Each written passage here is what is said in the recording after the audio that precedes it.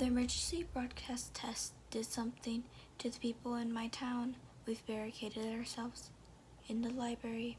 Part 1. If anybody reads this, that means I've successfully been able to post this without it being taken down. Every other website and format I've been trying to write on has resulted in the same error notification being displayed, whether on a laptop or smartphone. I can only assume it's something that the people in charge of whatever this is have done in order to prevent anyone left from getting word out about what happened here.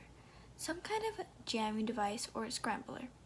But whatever reason, this site still remains accessible, and so I'm posting here in a place that I don't think they'll ever check, because someone needs to know the truth. I'm pretty sure everyone knows about the test of the emergency broadcast system that happened earlier today. It was still over the internet and on the news yesterday, according to the smiling archman of the local channel. It would happen around 12:20 in the afternoon and last for about half an hour, broadcasting on television, radios, and every cell phone turned on at that time. The town I lived in, those names I don't dare write in case anyone modifying the internet is using a controlling program searching for specific names or phrases, only has a population of about 1,500 people. Because it's such a small and tight-knit community, conversation about the announcement began spreading like wildfire. Didn't they already do a test on the system less than 3 years ago? Old Miss Carsey asked the cashier at the grocery store while I stood in line behind her with a frozen pizza in my hands. I think I read something about how they're required to perform the test every 3 or 4 years, Laura, she replied, while she waited for the elderly woman to finish writing out a check for her purchases. Later that night, my parents had gone to bed as I goggled myself on the remaining slices of pizza and watched reruns of I Love Lucy, and I got a text from my friend Aubrey. If I have to hear about this stupid test one more time, I think I'll scream, it said. I let out a small chuckle and typed back, yeah, you think that with all this commotion over the town that we were about to end up in a 21st century version of Caribbean Missile Crisis or something. After a few minutes, my phone vibrated in reply, lol, no joke. I was going to ask if you wanted to do some skateboarding tomorrow. We probably don't have much time left until the snow begins to fall. Hell yes, I muttered quietly to myself, then typed out a reply. I'm absolutely down for that. I'll meet you in the parking lot of the diner about 11:45.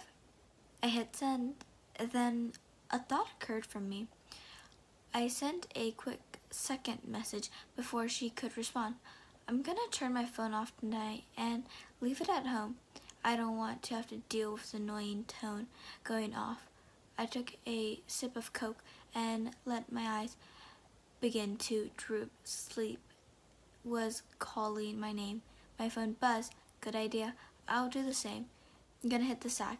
After bidding her goodnight as well, I held down the power button on my phone, the Samsung logo briefly showing before turning black. I reached for the remote and shut off the TV, dumping my dishes into the sink before heading upstairs, tossing the powered down, phone onto my desk. I set my alarm for 10 before climbing into bed and quickly falling into a deep and dreamless sleep. In retrospect, turning off our phones and leaving them at home is probably what ended up saving our lives, at least sparing us that horrible, intentional fate anyways. In the morning, I quickly told my parents where I was heading, and after promising them I'd be safe, I grabbed my skateboard, home keys, and jacket, headed out the front door. The chilly fall air smacked me in the face as I let gravity pull me down the restrictable street towards downtown. Behind me, the rocky mountains rose, imposing up into the sky, seeming like the turrets of the castle fortress. There's been a rumor going for close to 40 plus years that horrible writer Dean Custos once visited here in the late 70s and ended up basing the fictional town of Snowfield on it and his novel Paranormals. I think it was a load of bullshit, though. I can't deny that our town looks very familiar to what the book described, so who knows? Looking left and right to watch out for the cars and trucks, I entered the town proper and made me beeline for the diner. Aubrey was leaning against the steps which led to the front door. "You're 5 minutes late, you know," she said, jokingly checking the watch on her wrist. If I waited any longer, I would have had to organize a search party.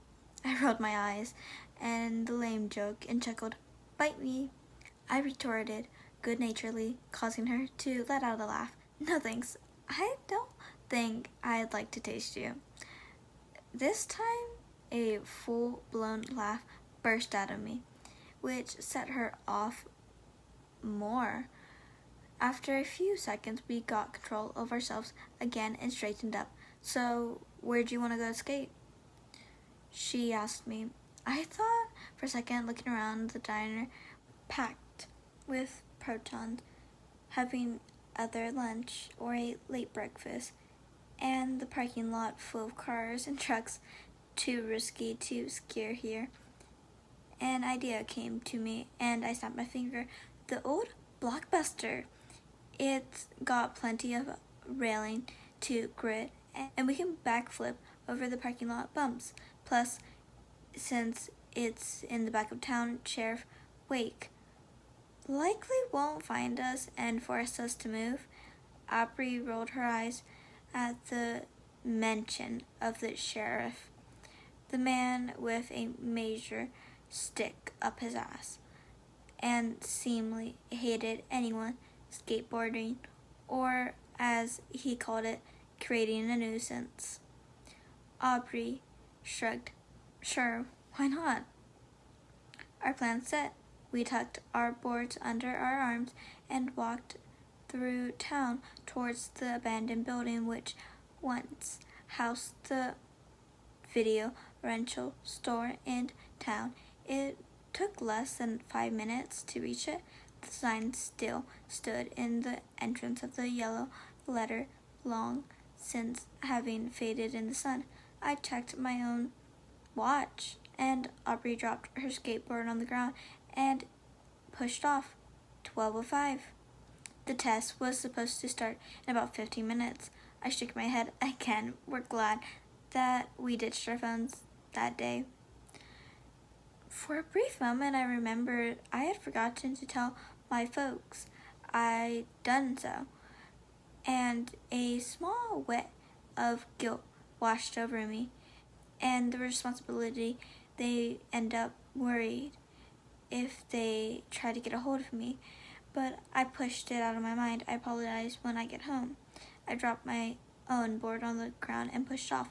For the next 10 to 12 minutes, the two of us whooshed and laughed, and we jumped and grinned on our way across the parking lot. All the stress of having graduated and needing to pick a college to go to fell away from my mind, and I felt as I can only describe as at peace. That peace was shattered by the sound of tires screeching, steel glass smashing against each other, rummaging off the buildings, and seemingly above the mountains above us. I'd been in the middle grinding the entrance railing. Then it came, and it startled me so badly I lost my balance, the board shooting out from under my feet as my hip smashed into the railing and I fell back off the earth, basically. I lay there for a moment, staring, pain shooting through me before I felt a hand on my shoulder. Damn, that's one nasty fall, Aubrey exclaimed. Are you alright? After deciding I hadn't broken any bones, I answered, Yeah, I think so. It stings like a bitch, though. I looked up at her. What the hell was that sound? I asked her. She shook her head, and a familiar confusion expression on her face. I don't know. It sounded like it came from back at the main road. She looked around, then back at me. I think it was a car crash. My thoughts exactly the same, I muttered, pulling myself into a sitting position. Helping me to my feet, she motioned towards where the sound was coming from. You want to go see? She asked.